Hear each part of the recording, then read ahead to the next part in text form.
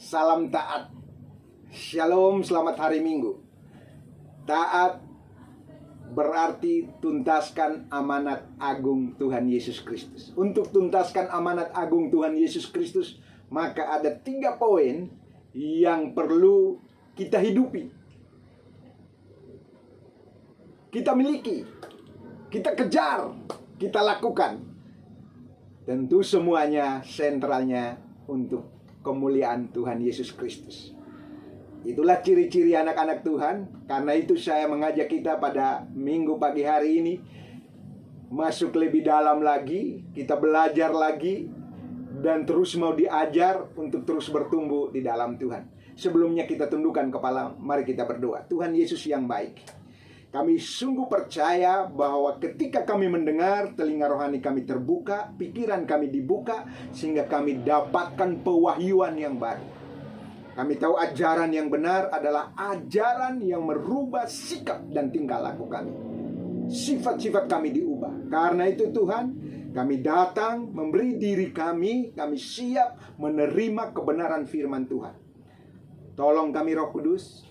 Kami tidak menjadi pendengar, tapi kami menjadi pelaku-pelaku firman. Di dalam nama Tuhan Yesus Kristus, oleh Roh Kudus berbicaralah melalui kebenaran firman-Mu. Sehingga setiap kami dimerdekakan, disembuhkan, dipulihkan, dikuatkan, ditopang. Karena kami hidup oleh kebenaran firman. Haleluya, haleluya, amin. Pada minggu yang lalu sudah saya sampaikan kepada kita untuk tuntaskan amanat agung Tuhan Yesus yang saya katakan gerakan taat. Semua jemaat utusan Kristus dan bahkan para pendengar saya mengajak kita untuk taat. Kenapa? Tuntaskan amanat agung Tuhan Yesus Kristus dengan 3 hal penting yang harus kita mengerti, kita pahami, kita hidupi, kita lakukan tiap-tiap hari. Minggu yang lalu saya berbicara tentang berdoa. Berdoa sangat-sangatlah penting. Pengertian daripada doa yaitu tunduk kepada Tuhan dan tunduk kepada pemerintah. Karena tidak ada alasan tidak boleh tunduk kepada pemerintah. Karena semua pemerintah berasal dari Tuhan. Dalam kitab Roma dikatakan demikian. Oleh karena itu, saudaraku, siapa yang harus kita doakan? Baikkah kita doakan orang-orang yang belum diselamatkan, kita doakan pemerintah, kita doakan pemberitaan Injil, ya, kita doakan diri kita sendiri, kita doakan bangsa dan negara kita. Sudah saya sampaikan di minggu lalu, kalau Bapak Ibu mau mendengarnya, bahwa doa sangat-sangatlah penting. Dan juga kita tergerak, kita terdorong untuk berdoa. Mengapa kita harus berdoa? Pertama, sudah saya sebutkan teladan Tuhan Yesus Kristus dalam pelayanannya, dalam hidupnya sampai hari ini masih berdoa bagi saya dan saudara. Dia telah tinggalkan teladan yang baik yang harus terus kita tiru, berdoa, berkomunikasi dengan Tuhan. Kita tahu bahwa doa ini kan hanya secara umum, tapi di dalamnya ada pujian dan penyembahan, di dalamnya ada doa puasa, di dalamnya ada doa pengakuan dosa, di dalamnya ada doa ucapan syukur, ada doa permohonan. Semua kita lakukan pasti sentralnya untuk kesenangan kita dan juga kesenangan Tuhan Yesus Kristus, sumber segalanya. Kita perlu berdoa. Saya terakhir mengajak kita bahwa kita harus berdoa. Jangan sampai masalah sudah di depan mata, sudah sakit, sudah terkapar, sudah stadium 4, sudah pergumulan berat, baru kita sungguh-sungguh berdoa. Jangan. Saya terus mengajak kita untuk terus bergairah berdoa. Kenapa tadi? Teladan Tuhan Yesus. Cornelius menjadi teladan. Dia berwaktu berdoa jam 3 petang dijumpai malaikat, bahwa doanya didengarkan oleh Tuhan. Paulus di tengah malam di dalam penjara, ya, dan Silas, mereka memuji Tuhan dan berdoa sungguh-sungguh. Penjara itu rontok Karena apa? Ada gempa bumi sampai kepala penjara diselamatkan. Wah, dahsyat. Doa yang penuh dengan kuasa karena ada keintiman, ada komunikasi timbal balik antara Tuhan dan juga Paulus dan Silas. Jemaat mula-mula mereka berdoa kepada Tuhan dan Tuhan memberi mereka keberanian ilahi sehingga dengan berani mereka memberitakan kebenaran firman Tuhan. Kita mau berdoa. Sediakan waktu untuk berdoa. Jangan ada alasan tidak mau berdoa. Ya, sedikit berdoa, sedikit berkat. Malas berdoa, berkat tidak ada. Yang saya maksudkan bukan hanya berkat materi. Karena berkat materi orang dunia tidak berdoa, dia kerja keras, dia dapatkan. Tapi namanya berkat damai sejahtera untuk menikmati apa yang sudah diberikan oleh Tuhan. Disyukuri apa yang sudah diberikan oleh Tuhan. Itu satu kenikmatan tersendiri. Jadi jangan kita berpikir bahwa saya punya segala-galanya kemudian ada damai sejahtera tanpa doa. Saudaraku, saya sudah bertemu banyak orang ternyata juga tidak bahagia. Ya, tidak ada damai sejahtera. Kenapa? Mereka pikir karena jabatan, karena materi. Tidak. Hanya dekat Tuhan saja aku tenang. Daripadanya lah keselamatanku. Ya, ketenangan, kedamaian di hari-hari ini kita hanya dapatkan di dalam Tuhan Yesus Kristus. Waktu kita intim, kita mengambil waktu memuji, menyembah, bahwa doa-doa kita juga bukan orang-orang yang egois. Kita berdoa buat bangsa, kita berdoa buat kota, kita berdoa buat penginjilan jiwa-jiwa yang belum diselamatkan, kita berdoa buat orang percaya. Mari kita berdoa. Dan teruslah berdoa sampai Tuhan Yesus datang kembali. Dan jangan tekankan bahwa doa lebih penting dari pengajaran firman Tuhan. Doa lebih penting daripada melayani. Ketiga-tiga yang saya sebutkan ini sangat berkaitan. Ya, jadi ketiga-tiga ini tidak bisa dipisahkan. Wah, doa saja deh. Enggak, tanpa belajar firman Tuhan juga bisa nggak bagus. Kenapa dalam doa kita deklarasikan kebenaran firman Tuhan? Dalam doa kita diingatkan firman Tuhan, kita deklarasikan. Ya, dalam melayani Tuhan tentu kita sampaikan kebenaran firman Tuhan. Jadi kalau orang hanya tekankan saja doa tanpa belajar firman Tuhan dan tanpa melayani, saya mau bilang itu sesat. Atau dia hanya tekankan tentang belajar tanpa menggerakkan orang untuk terlibat di dalam doa, tanpa menggerakkan orang untuk melayani Tuhan. Itu pun hanya transfer pengetahuan. Memang gak habis-habisnya. Terus diomongin, terus pengetahuan, terus. Gak akan mengubah. Kurang apa dari ahli Taurat? Toh juga pada akhirnya Nikodemus, ahli Taurat itu. Toh juga Paulus, pemegang Taurat itu, datang juga sama Yesus, tunduk sama Yesus. Karena Yesus punya ketiga hal tadi. Dia seorang pendoa, dia seorang yang belajar kebenaran firman Tuhan, dia juga yang turun melayani. Baikkah banyak orang melayani per pribadi. Kita tahu perempuan Samaria dilayani, kita tahu orang per orang dilayani, Zakheus dilayani, banyak orang yang mengikuti dia sampai kelaparan, ya, sudah tengah malam, suruh mereka mau pulang, tidak pulang, Tuhan menyediakan berkat 5 roti dan 2 ikan. Ya, ada banyak pelayanan Yesus. Jadi ketiga-tiga ini dimiliki oleh Yesus. Jadi sebagai anak-anak Yesus, kita harus miliki, kita harus hidupi, kita harus mengerti tentang ketiga ini, yaitu doa. Dan yang saya tekankan, yang perlu kita renungkan di siang hari ini, yang kedua adalah dalam 2 Timotius pasal 3 ayat yang ke-16.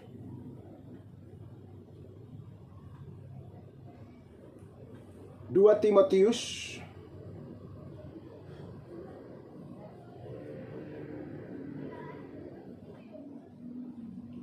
iya, 2 Timotius pasal 3 ayat yang ke-16. Segala tulisan yang diilhamkan Allah memang bermanfaat. Jadi semua firman Tuhan yang diberikan oleh Tuhan melalui para penulis Alkitab, karena dituntun, dipimpin oleh Roh Kudus, mereka menuliskan kitab suci ini. Itu bermanfaat untuk mengajar. Saudaraku, Alkitab catat yang pertama, firman Tuhan dipakai untuk mengajar. Tentu yang mengajar harus punya firman. Tentu yang mengajar harus belajar firman.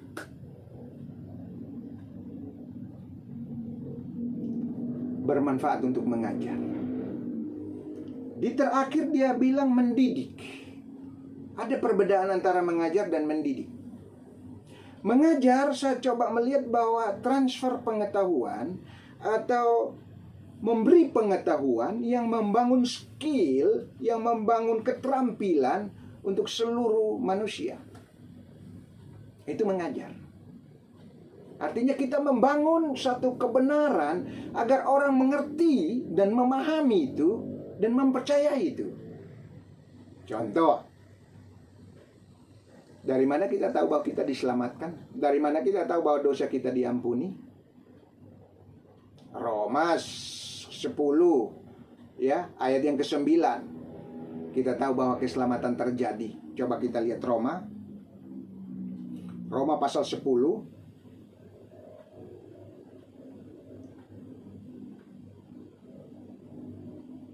ayat ke-9. Sebab jika kamu mengaku dengan mulutmu bahwa Yesus adalah Tuhan dan percaya dalam hatimu bahwa Allah telah membangkitkan dia dari antara orang mati, maka kamu akan diselamatkan. Roma pasal 10 ayat 9 katakan seperti itu. Jadi kita tahu kita diselamatkan karena dari pengertian firman ini. Kita pahami, kita belajar. Wow, ada banyak ayat lagi. Contoh, kita lihat 1 Yohanes 5 ayat yang ke-11. Dan inilah kesaksian itu, Allah telah mengaruniakan hidup yang kekal kepada kita, dan hidup itu ada di dalam anaknya. Barang siapa memiliki anak, ia memiliki hidup, dan barang siapa tidak memiliki anak, dia tidak memiliki hidup. Kita tahu kita diselamatkan dari 2 ayat itu dan beberapa ayat yang banyak lagi. Ya. Salah satu contoh lagi. Kita tahu bahwa ayat itu yang memberi kita jaminan bahwa kita diselamatkan. Efesus 2 ayat 8-9. Sebab karena kasih karunia kamu diselamatkan oleh iman. Itu bukan hasil usahamu, tetapi itu pemberian Allah. Itu bukan hasil pekerjaanmu. Jangan ada orang yang memegahkan diri.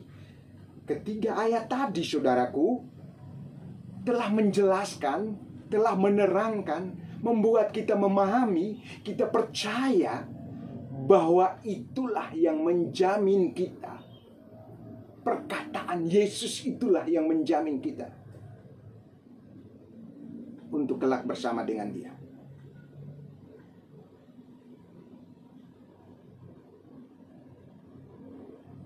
Kalau enggak, dari mana kita tahu? Kalau kita tidak belajar kebenaran firman Tuhan. Dari mana kita tahu kita salah kalau kita tidak belajar kebenaran firman Tuhan? Dari mana kita tahu kita benar, yang kita lakukan benar, kalau enggak patokannya firman Tuhan? Luar biasa. Kita harus belajar. Maka itu Rasul Paulus menuliskan kepada Timotius, anak rohaninya, mengingatkan seluruh jemaat di bawah pimpinan Timotius bahwa segala tulisan yang diilhamkan, yang diberikan oleh Tuhan melalui penulis-penulis, bermanfaat untuk mengajar, untuk menyatakan kesalahan. Saudaraku, bicara soal menyatakan kesalahan ini, puji Tuhan, Bu Ratna mengajak saya mengikuti satu seminar. Dan seminar ini mulai jam setengah tujuh malam ya. ya setengah 7 malam sampai jam 10. Jadi kurang lebih 3 sampai 4 jam duduk mendengarkannya, kebenaran firman Tuhan yang disampaikannya. Sudah 3 minggu dan saya percaya luar biasa waktu saya menerima berkat firman Tuhan yang disampaikan, pengajaran yang disampaikan oleh pembicara. Saya tidak melihat orang lain, saya melihat kepada diri saya sendiri, bahwa apakah benar sama seperti yang disampaikankah? Ada kesalahan-kesalahan yang perlu saya perbaiki kah? Saya tidak melihat kepada orang lain. Firman itu bukan untuk orang lain, tapi untuk diri saya sendiri. Walaupun orang lain itu adalah anak, istri, ya, ataupun saudara kita, tetangga kita, tidak. Saya coba melihat, waduh, saya bercermin dari kebenaran firman Tuhan itu. Luar biasa, sungguh sangat memberkati saya. Sehingga benar-benar saya tahu bahwa ada banyak hal yang perlu saya selesaikan. Karena dalam pelayanan ini, khususnya dalam konseling, kita selalu melihat kesalahan orang, di mana letaknya, harus menolongnya seperti apa, membimbingnya seperti apa. Ya. Tetapi kesempatan waktu mengikuti seminar ini, saya melihat diri saya, waduh, saya harus perbaiki banyak hal. Saya harus berubah sikap saya dalam banyak hal. Saya harus ubah tingkah laku saya dalam banyak hal. Kenapa? Karena itu adalah kepribadian jiwa saya yang sudah rusak oleh karena dosa. Dan saya harus hidupi hidup Kristus. Dari mana saya tahu bahwa saya salah waktu saya mendengar kebenaran firman Tuhan? Seperti firman pada siang hari ini, segala tulisan yang diilhamkan oleh Allah memang bermanfaat untuk mengajar, untuk menyatakan kesalahan. Waktu kita dengar firman, yang pertama, lihat diri kita. Berkaca, firman itu untuk diri kita. Dan apalagi firman itu mengubah kita, maka orang akan melihat, wow, ini orang makin belajar firman Tuhan, penguasaan dirinya luar biasa ya. Ini orang makin belajar firman Tuhan, mulai ada perubahan. Iya, yang tadinya wow, kalau marah, dendam, pahit hati, wah, geram dan lain sebagainya. Tapi setelah dia mulai belajar firman Tuhan, saya mulai melihat ada perubahan. Nah, ini dia saudaraku. Ini dia yang saya bilang. Tapi kalau kita belajar firman Tuhan, kemudian tidak ada perubahan, tidak ada perubahan sikap dan tingkah laku, saya takut ajarannya salah. Karena ajaran yang benar harus dengarkan. Ajaran yang benar itu ajaran yang mengubah sikap dan perilaku. Kenapa Yesus sampaikan itu dengan penuh kuasa? Coba kita lihat dalam Matius 7. Coba ayat yang ke-27. Matius 7 ayat yang ke-27.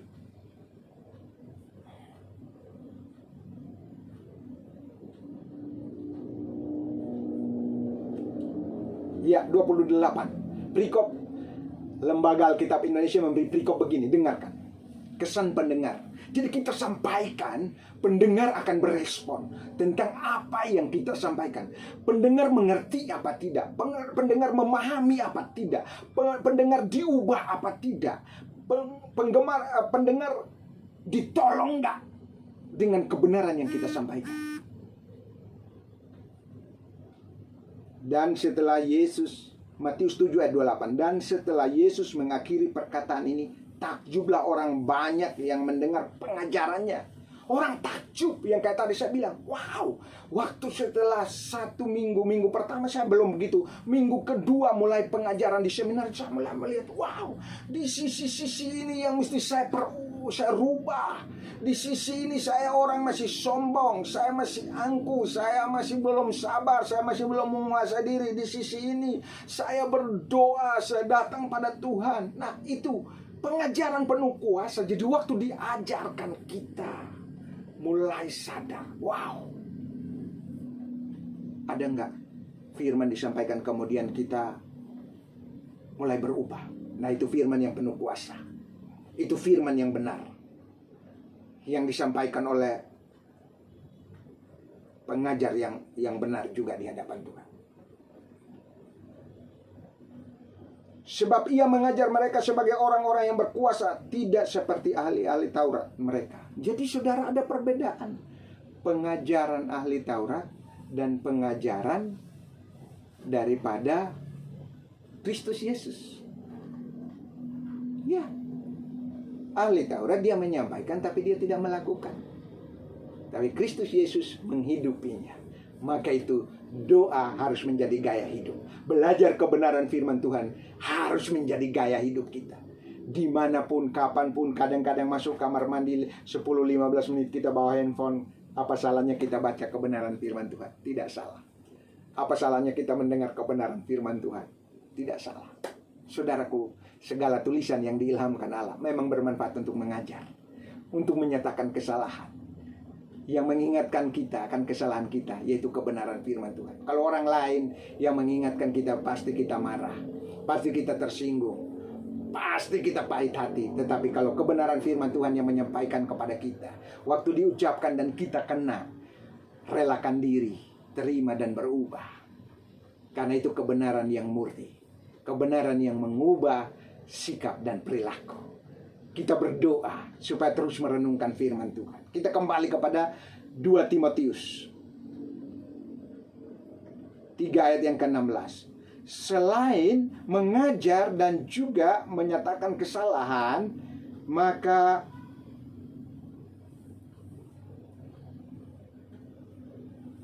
untuk memperbaiki kelakuan.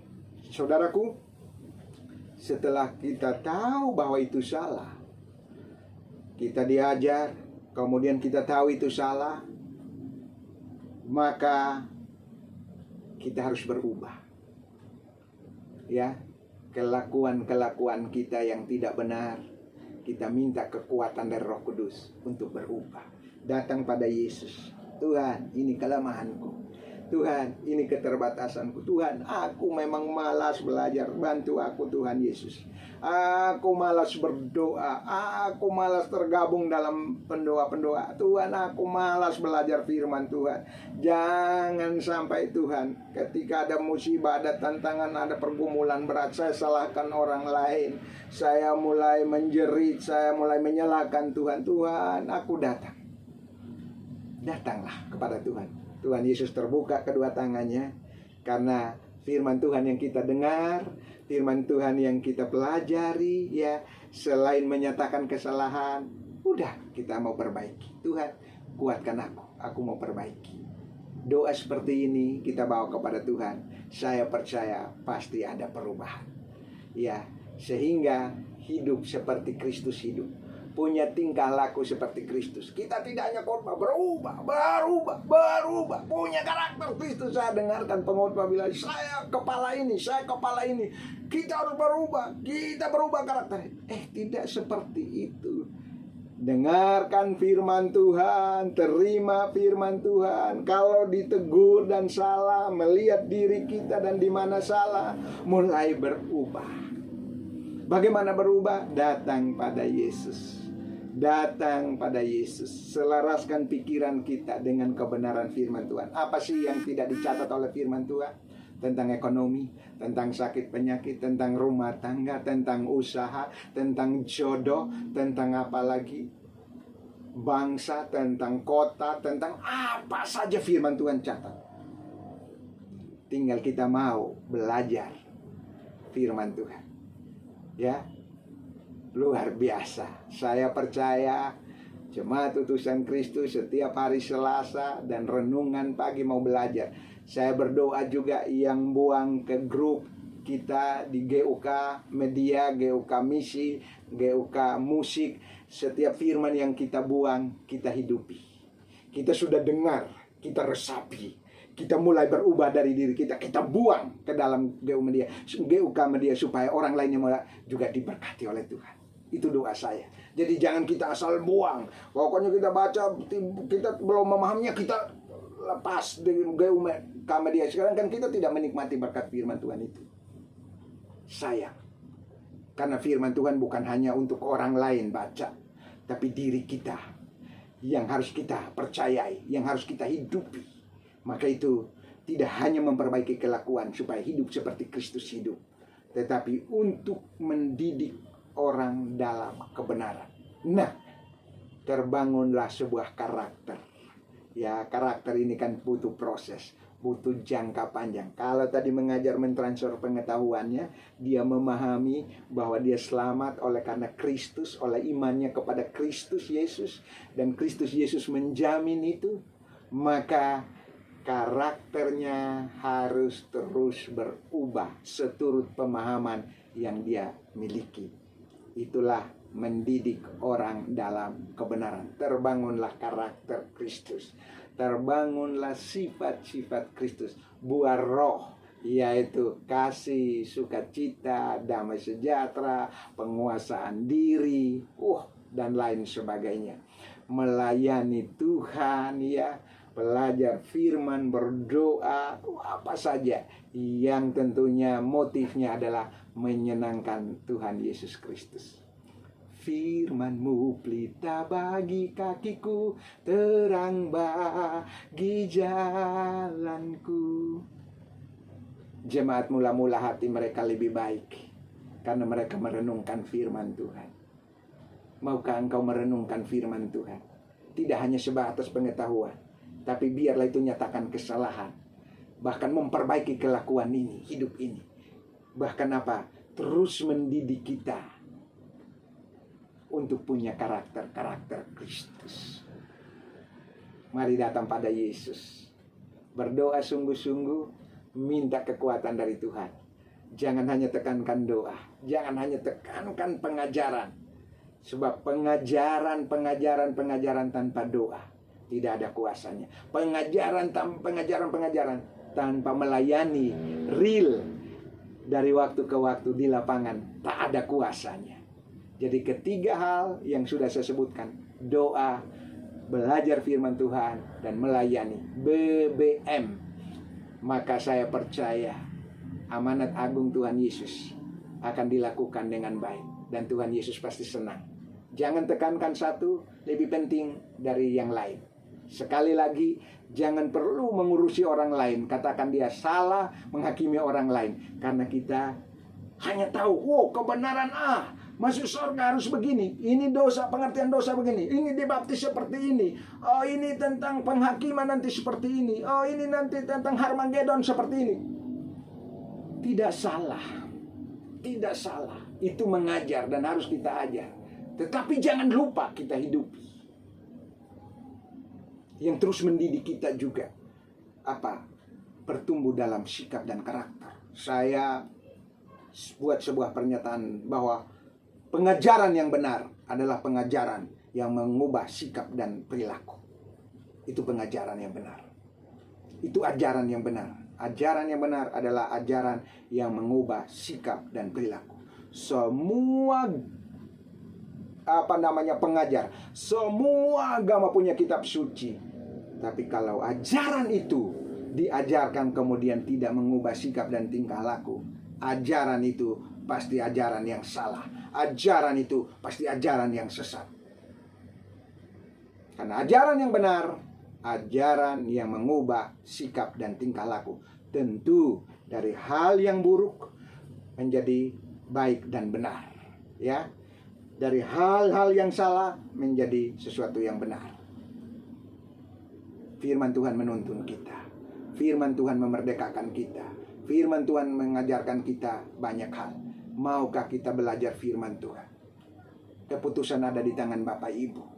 Kebenaran disampaikan seperti apapun, kalau kita tidak meresponinya, tidak akan ada artinya. Ketika kita mendengar kemudian kita berkata, ya Tuhan, bantulah aku.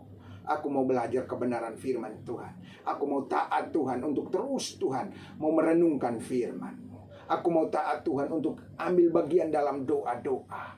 Aku mau taat Tuhan untuk melayani di bagian dan panggilan Tuhan. Apa saja itu, saudara.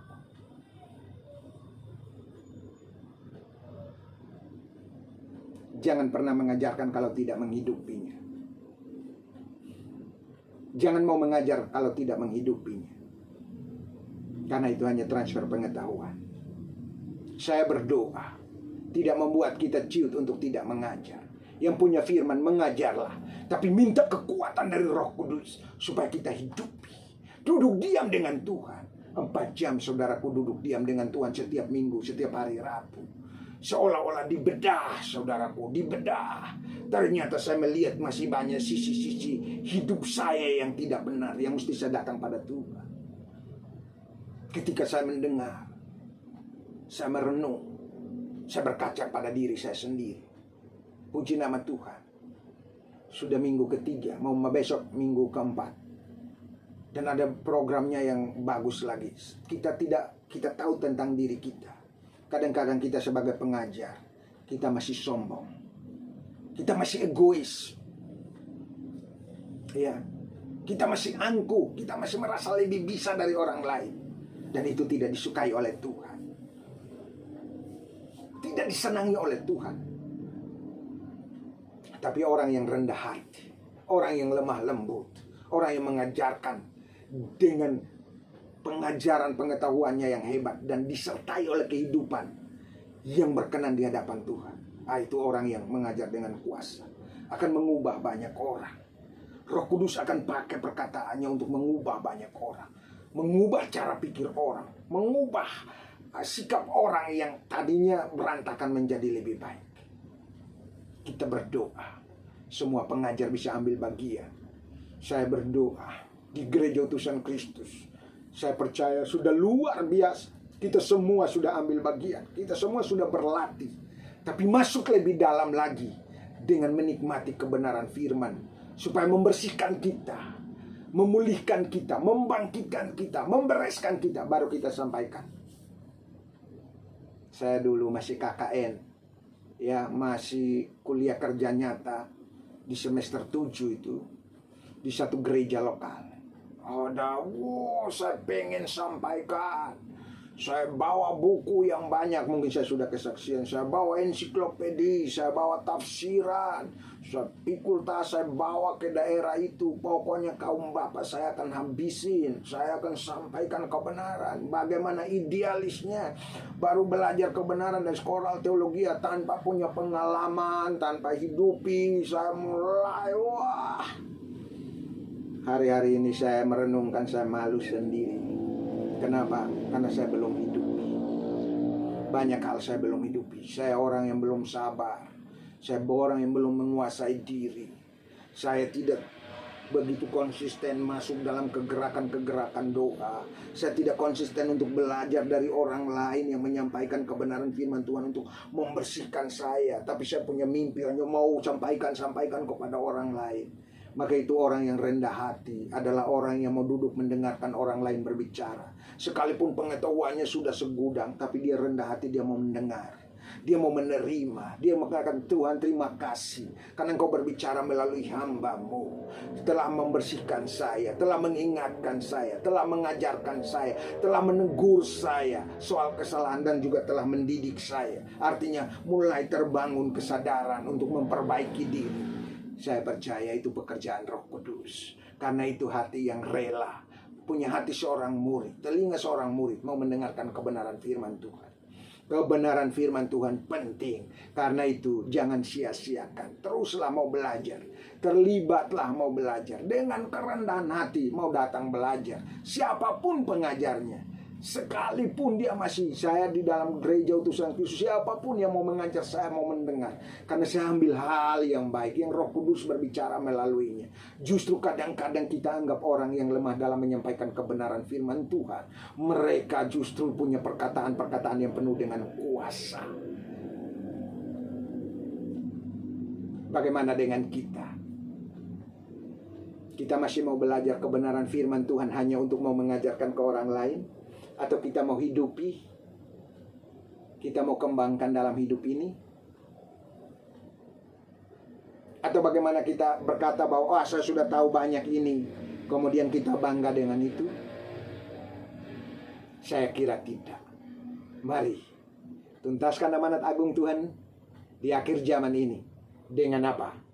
Berdoa sungguh-sungguh, belajar firman sungguh-sungguh. Bagian ini saja